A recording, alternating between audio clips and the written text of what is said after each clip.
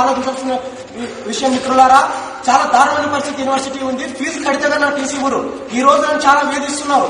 నాకు 19వ తేదీ నా సీట్ అలాట్మెంట్ ఉంది. నేను 19వ తారీఖు టీసీ ఇస్తే కూడా అక్కడ నాకు సీటు ఓకే కాదు. కానీ టీసీ తీసుకోవాలంటే ఫీజు కట్టాలని 2 చాలన్నలు రాసిచ్చారు. ఇవి ఎక్కడున్నటువంటి అధికారులాగా మా అమ్మ నాన్న వాళ్ళు ఎంప్లాయీస్ కాదు, ప్రొఫెసర్స్ కాదు, ఇక్కడ ఉన్నటువంటి ప్రిన్సిపల్స్ కాదు, రోజువారీ కూలీలు ఎక్కడి నుంచి తెచ్చారు వాళ్ళు. ఈ రోజు నేను ఇలా వేధిస్తున్నారు ఫీజు కట్టమనేసి.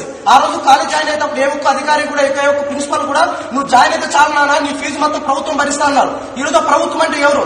ఇక్కడ వైస్ ప్రిన్సిపల్ గానీ అధికారులు కానీ మాకు సంబంధం లేదు, మాకు సంబంధం లేదంటారు. వీళ్ళు అధికారులు కాదా? వీళ్ళకి ఆ బాధ్యత లేదా? ఎవరు కడతారు నా ఫీజు? వీళ్ళేమన్నా మా అమ్మ నాన్న ఎంప్లాయీసా? రోజువారీ కూలీలు. ఒక కూలీ చేస్తే కూడా మా కుటుంబం కొనసాగదు. ఇలాంటి పరిస్థితి ఉన్నటువంటి ఈ ఆర్ట్స్ కాలేజీలోనా వెంటనే నా టీసీ ఇవ్వాలనేసి నీకు అర్థాత్మకంగా ప్రదర్శన చేస్తున్నాను, నిరసన తెలియజేస్తున్నాను.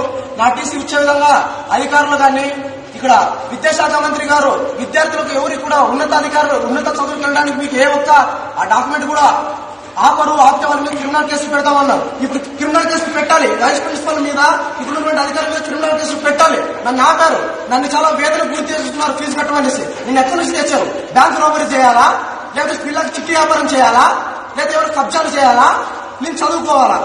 నా చదువుకు ఆటంకం కలిగిస్తున్నటువంటి అధికారులు వెంటనే చర్యలు తీసుకుని వాళ్ళు క్రిమినల్ కేసులు పెట్టాలి అనేసి నేను తెలియజేస్తున్నాను.